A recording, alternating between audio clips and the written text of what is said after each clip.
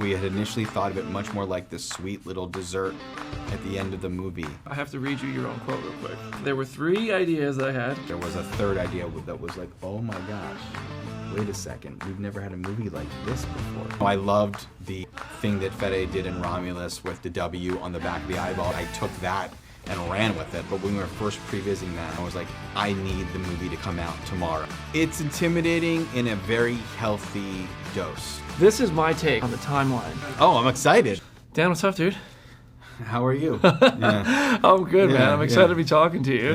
Yeah. So this Director Debrief means we can talk spoilers for Predator Badlands. Oh, okay, cool. Parts of it Weird, will go up. Uncomfortable. Yeah. I haven't done it yet. On first. Yeah. Let's do it, baby. Yeah. No, so anything we talk about that has spoilers will go after the movie's out, but anything... So there'll be a portion that's prior and a portion Yeah, that's exactly. post. Okay. But it doesn't mean we have to go in that Okay, order. gotcha, Yeah, gotcha. I'll protect the story for Okay. everyone who hasn't seen it yet. Cool. But man, this is the 3rd time now that you've come into this franchise that has loads of lore, loads of story, and told like totally unique stories in it, like that are very individualized too. Mm-hmm. What was sort of the inspiration and entry point for Predator Badlands? It was really in trying to figure out what we hadn't seen yet. I didn't want to, after Prey came out, I didn't want to just make the part 2 of the thing that was really cool. I wanted to like think of, is there another thing as an idea that was also really cool? And there was this sentiment that I was quite aware of why does the Predator always lose? It's supposed to be the greatest hunter in the entire galaxy, and he comes to Earth and he gets his butt kicked every time. So I started thinking about, okay, that's the untapped thing in the franchise. Like, why, could I make a movie where the Predator wins? But I just was not driven to make a slasher movie where in the end, the slasher wins. Mm-hmm. And that isn't something that would be special beyond the franchise. And that's when it came like, okay, what if I made something where the monster, the creature, is the protagonist? That's something that the franchise has never seen. That's something that sci-fi has never seen. So that was the first idea that we had. Yeah, when I tweeted my reaction to it, and I mean, I loved the movie. Yeah. And I said, it humanizes this character without getting away from Predator lore. Mm-hmm. And people are coming at me being like, wait, we don't need this character humanized, which I really think when they see it, they'll know sort of, maybe I didn't articulate it properly. It's just the word human. Yeah. What you mean is there's like an emotional... Exactly. Yeah, when you showed us those first 15 minutes at San Diego Comic-Con, that's when I was like, oh, wow, I see what he did, because it's still true to the Yautja tradition and what makes them, unique and what they are, but also tells me why I need to root for him. So how did you walk that line? I think, just as you put it, really was paying attention to the very first 15 minutes and making sure that they felt, and Dek felt, and his clan felt ferocious and monstrous. And so in a way, like when you watch From Dusk Till Dawn, and you meet characters that are criminals, that are gangsters, but when they're up against something worse, you're rooting for them. And Dek is not defanged in any way, though he's missing one by specific circumstances, but that's before the movie even starts. But he still is a total badass. Think about all gangster movies, hitman movies. If you met Leon in person, you would be terrified of him and you would think he belongs in prison. But in the context of that story, you are rooting for him to overcome his odds. So really thought hard about finding a more universally rootable story and set of circumstances to put him in, so we could have let him be a badass, let him be a rogue like Han Solo or Mad Max or Clint Eastwood, and root for him to just be a little less mean. We don't have to be rooting for him to be the ultimate good guy, but just be a little less mean. and then he will have moved. Yeah, I mean, he is like he's described as the runt. He's got like cracks into who he is, and you're like, wait, he's still gonna lean into who he is first, and then the arc. I really dug it, man. There's an ongoing sort of bit of dialogue throughout the movie where he is called Dek of Yautja, but he says not yet. And I'm curious for you, like, is like on a personal level, do you feel like when people come to you and praise you for your work on these with Prey, Killer of Killers, and hopefully Predator, Badlands, do you feel the same? Like, oh wait, not yet. I still have more to do. Yeah, there's a lovely line in, and I don't know it perfectly, from Parenthood, the movie Parenthood, where Jason Robards, I believe, says like, "You'll never score the touchdown." There's no like spike the ball moment, and it's very true. Every time you have some victory in life, and when I've had it in my career, like after I made Cloverfield Lane and it was well received, the next thought was like, yeah, but there's plenty of guys who've made one good movie and then they never had another shot, or the next one they did wasn't whatever it is, and it's like, oh my God, what about the next one? And so it's constantly, absolutely feels like I don't know that I've quite done the ultimate thing yet. I still definitely feel the pressure of becoming who I want to be, and I think we will all probably always feel that way. Oh yeah, there's that light at the end of the tunnel. It seems like it's getting closer, and then every time you're like, oh wait, it's I got another reason to keep it further away. I think we all kind of saw the maybe Star Wars Yoda inspirations with Thia on Dek's back. Were we accurate in thinking that that's where that came from? It funny enough, I mean, yes. It more specifically was like when Chewbacca ties C-3PO. Because it's damaged C-3PO. And it's Chewbacca. It's a Wookiee, not Luke Skywalker with the thing attached to his back. But it's very much there, of course, in the Yoda, backpack of it all. Yoda on his shoulders, I love silhouettes. I love the idea in Prey of Amber and the dog coming from Mad Max and his pup by his side, and was very much thinking of like what would be this iconic silhouette of this movie, and that's where that came from. Oh yeah, man! You mentioned the dog from Prey, actually. Yeah, I got something. Oh, you have the Funko? No. So I do this for when people are on the podcast. I do this as a little thank you. So this is a 1 of 1 now. It's a Dan Trachtenberg. That's for you. But I put in Coco, the real dog from Prey, with you there. What is that? Is it like because you can go when you go to the phone? I've heard of this. Oh yeah, so now you're 1 of 1, man. Dude, that is crazy. And I put a camera. What am I holding? Oh, camera. And I heard you're a gamer. And a game controller. I put a game controller. Oh my gosh, this is amazing. Hell yeah. And it's also my excuse for, I do bring one. I'm like, hey, will you sign this for me? So it's like my way of being like, hey, look, it's a trade. I got the Predator Badlands stuff is really cool. Like the merch they've made so far. I'm a huge collector of pretty much like everything, dude. Right. I mean, I'm like a Hot Toys guy, but I also am like a Funko guy. There's a very cool Iron Studios Severe. I'll tell you something interesting that you may know or not know, or I learned by this process, is the reason why those come out so much later than the film is because they so pride themselves on being screen accurate that they really want to wait, because it's very challenging. You'll notice the bucket, the AM Regal, the like popcorn bucket has a Dek figurine that's like very blue, and he's not quite that blue in the movie because by the nature of manufacturing things, they get materials early before we finish and all this stuff. So those places like Iron Studios really wait till the movie is out to know like this is really what the figure is to manufacture. Yeah, anything Sideshow makes, it's like the best, but then you have to wait for it. Yes, I'm still waiting on a Wolverine from Deadpool and Wolverine. I think it just shipped though. So, that's cool. But the detail they put on these things is insane. Totally. I mentioned the Star Wars inspiration for how they're walking around. I doubt this was your intention, but I caught like with the young Kalisk character, the little blue guy.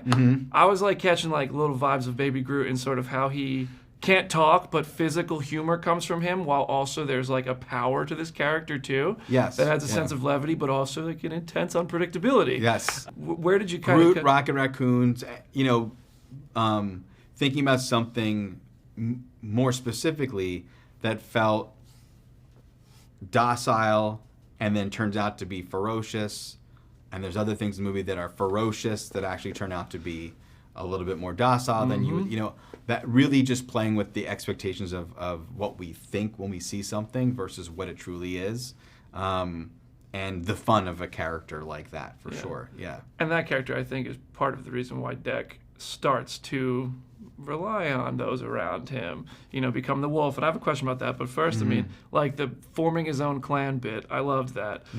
When you kind of designed this character, I feel like he might have slightly bigger eyes, and we might see a little bit more about him. Is there things you did to make him a bit more approachable from as us humans watching it? And did Demetrius' physicality bring anything throughout it to display that? Yes and yes. I mean, I don't know that I had any actual physical feature demands other than can we render him in a way, when we were seeing iteration after iteration of Dek, can we render him in a way that feels like a predator, and in many ways like Prey, the feral predator, the design of his face was more like, can we make him look scarier than he ever had before? More like a horror creature than a sci-fi one. And this was a return to the original Stan Winston design just from its face of like, let's go back to more of those features and that thinking, but how can we render it in a way that does allow us to feel like, oh, he's cool, there's an access point there, and allows him to aesthetically look like the runt when compared to his brother Quay or even father. That first shot in the beginning when he comes out and stands right next to him and the father's approaching, I was like, oh, I see exactly what happened here. This is smaller, less threatening, I guess, and now they want to kill him. Indeed. That was well done. Yeah. I hunt for Easter eggs, I hunt for everything, of course. The Codex in the beginning of Killer of Killers is 0522. And then the specimen being hunted by Weyland Yutani is 0522. I mean, like, I'm going through all the connections and everything I could try to make. How connected is everything you're doing? Am I onto anything? There is thought. Once those numbers are there is thought put into making sure these things all touch in the right ways. The numbers themselves are like the Codex from Killer of Killers is Steve Asbell's birthday, the head of 20th. And my producer Ben Rosebud had a child, so they're during production, so their birthday is the number for Codex. But now that's the number, then that now means that we want to stay true to that and make sure that lines up with things we do going forward. Yeah, okay, that makes sense. Yeah. And I mean, speaking of Weyland Yutani and stuff, obviously, as soon as everybody saw it in the trailer, as soon as we saw it at Comic-Con, everybody starts going. Their imaginations go wild, mine included, about Alien, Predator, all that stuff. And Weyland Yutani plays a pretty big role in Predator Badlands. Yeah. Is that in any way meaningful to things after this, or is that just a fun way to play with the lore and find meaningful ways to take something we know and use it effectively in this one movie? Yeah. Or both? I think it would be meaningful going forward. What I loved is that the expectation would be that we're grabbing that we'd be making another Versus movie. But I feel like the Versus movie is its own thing, and was sort of Alien vs. Predator came out around the same time as Freddy vs. Jason, and it almost was marketing gimmick as much as it was narrative device, and it was a pretty thin narrative device. And I thought it'd actually be more punk rock to just take an element from a franchise and fuse it to another, and let that cook and maybe concoct something else out of that. The more we keep it in the oven. Well, I have to read you your own quote real quick. Yeah. After Prey came out, and I started thinking about the sequel stuff, there were 3 ideas that I had. Killers is 1, Badlands is 2, and the third is something else. Yeah. What can you? What's I can't. What's going? I can't say. I'm really. The third idea was like yet another unique idea for a movie that we have never seen in this franchise and have never seen it in science fiction. Okay. And the way that it was exciting to make a movie that what you thought was an anthology and turned out to be one story, and here a movie where the creature itself is the protagonist. There was a third idea that was like, oh my gosh, wait a second, we've never had a movie like this before, So that's idea number 3. So if they were like, hey, do idea number 3, how long do you think that takes to bring to life? It may take some time. Only because I need to have 2 movies released in 1 year, 2 movies being made alongside each other over the past 3 years. I want to have some time to brew things up again, but maybe less time than you'd think. You think you're allowed to have time to I do know, things? I know, Come I on, know, we need this.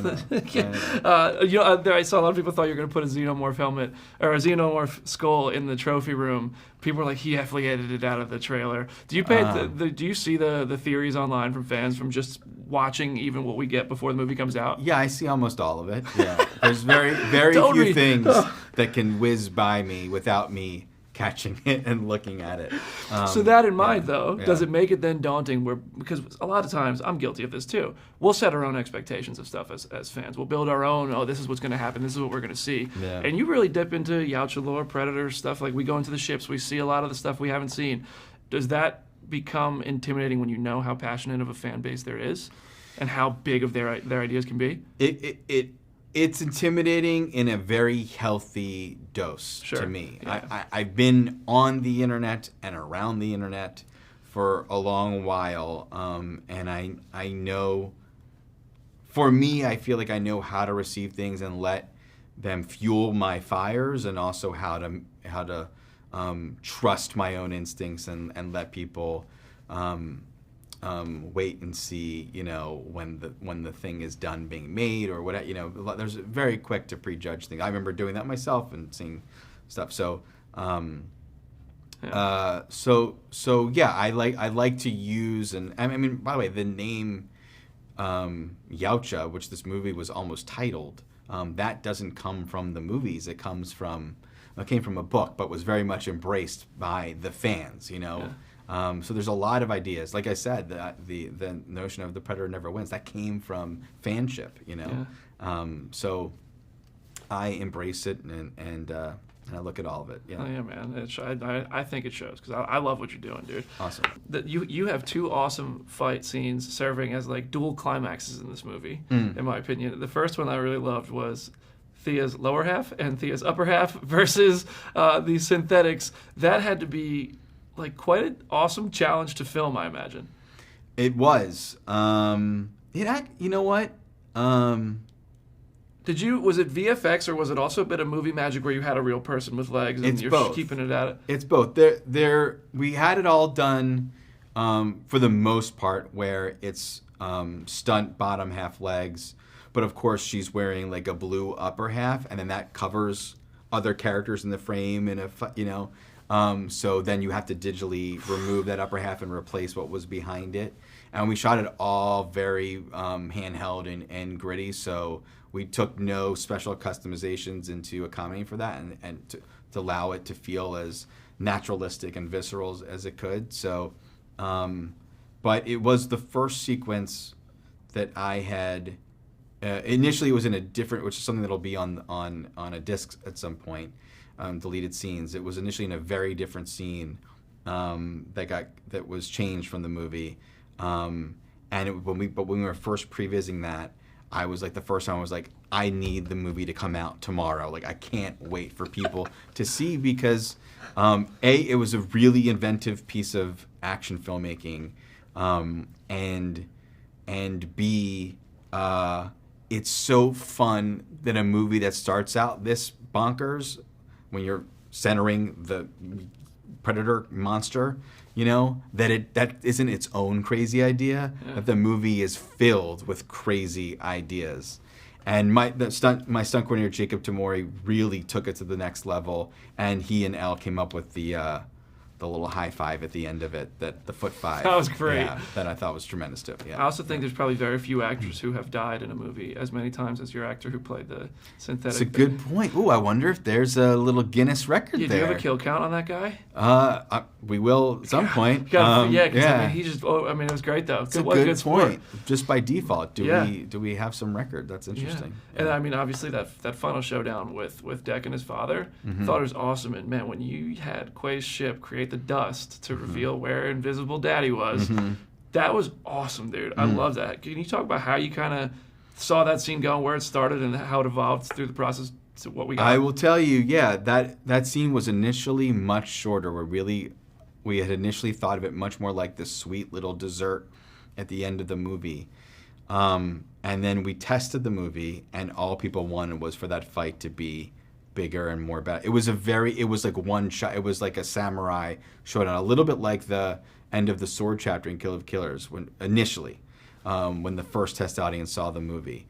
And then we realized we got to make this much more of a duel between them.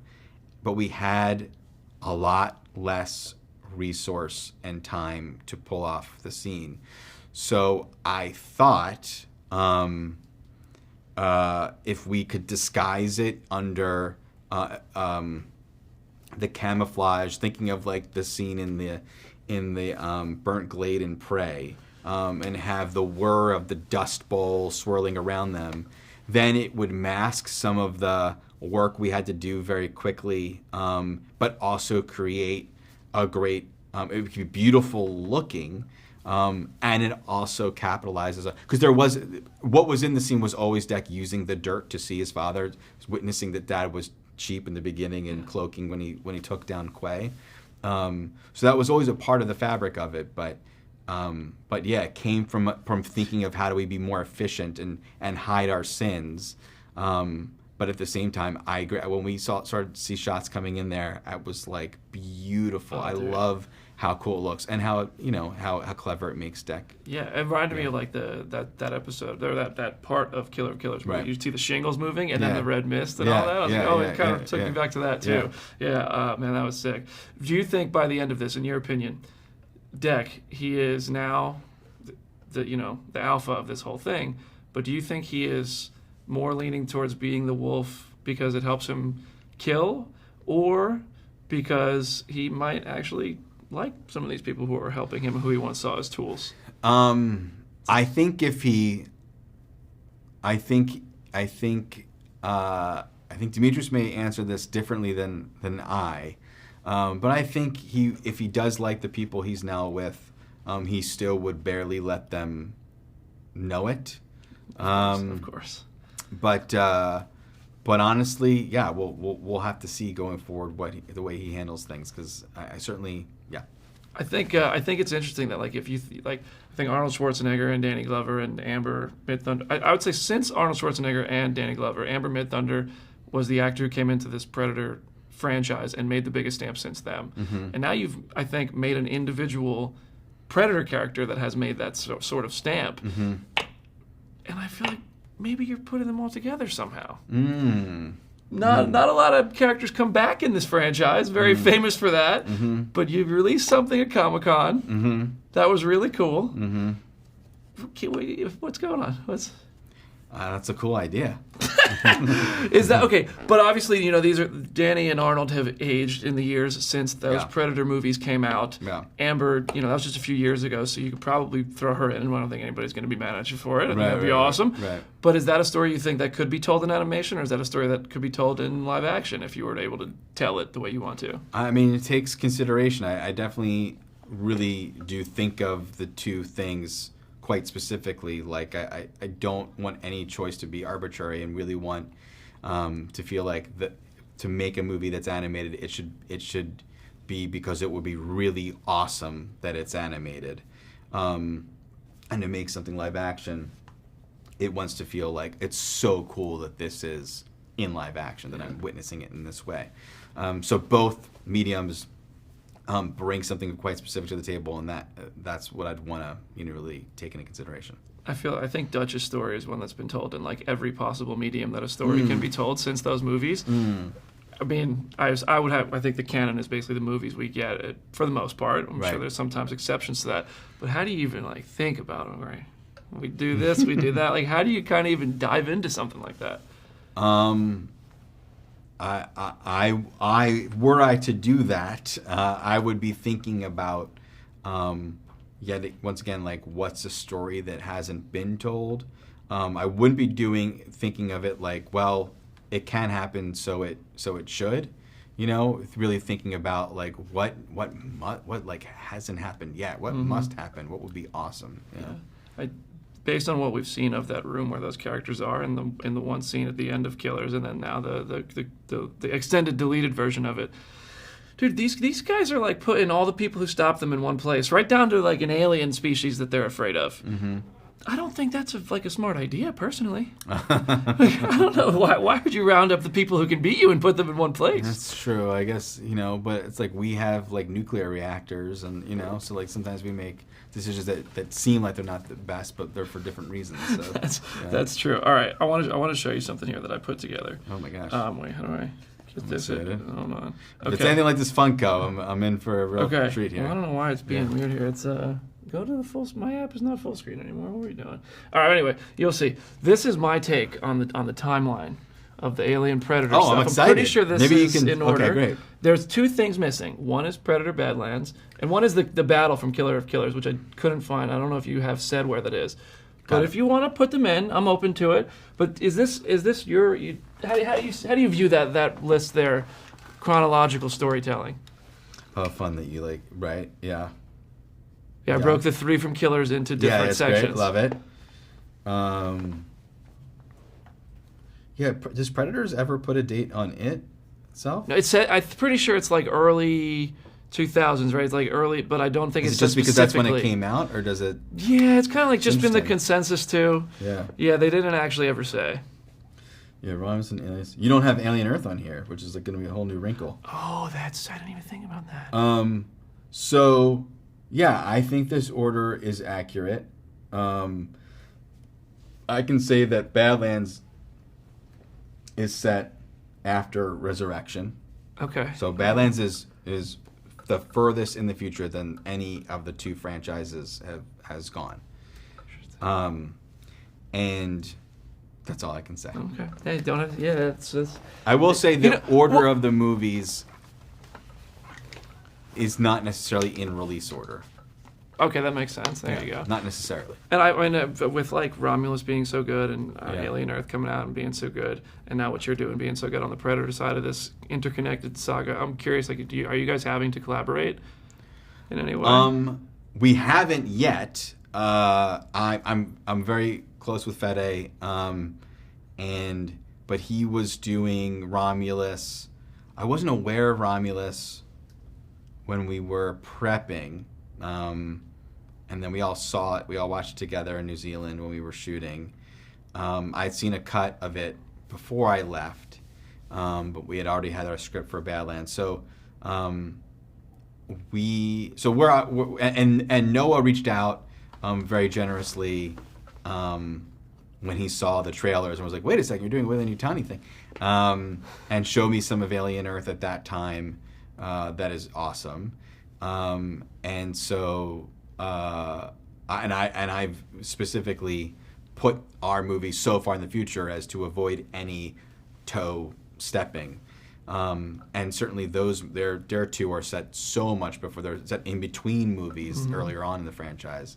But I loved the thing that Fede did in Romulus with the Weyland the W on the back of the eyeball, and obviously I took that and ran with it. I thought it was so cool. So, but no, we haven't had a chance to like concoct anything together. That is cool to see how they're already bleeding through the mythology you guys are all building is already kind of starting to go together. Because I mean, this isn't like a franchise that has like a central figure overseeing the whole thing. I assume you guys are just making your movies and it goes through the studio, and then you get to collaborate by watching it. That's pretty cool. I've been trying to keep things open in case anyone wanted to take an idea or to play with or include or feed into, and for myself to be open to be able to receive something. Oh yeah, man. Oh well, I love what you're doing, man. So keep it up. I hope we're talking soon for the next one. Awesome. And I can't wait to see what you do with Stranger Things too. Thank you. With Stranger Things, I had to leave because Badlands got green. So you didn't do anything over there? No, I was supposed to do it. I was supposed to do it and then had to bow. But in turn, it just so happened that we were mixing Badlands while the Duffers were mixing Stranger Things. So I will say I got to see a bit of I've seen a bit of the episode I was going to do, and then I saw the mixing, the first episode or second, one of the final bits of an episode, and it was brilliantly done, like incredible filmmaking and so awesome. But I also yanked them into the recording booth and had them be the voice of Quay's ship. Oh, really? I didn't even see that. That's sick. When you hear very, very, just like 3 parts in the movie. but it is both Duffer's voice combined and then computerized to be, and they're speaking in Yautja. It was really funny. It was a good time in the booth. I thought about trying to learn Yautja because I talked to the father downstairs, and I was like, I don't think I can do it. I don't think I can do it. It's impossible. Yeah. It's hard. Well, dude, thank you so much Thank you, man. for joining me. Congratulations, dude. Awesome. Very cool. All right.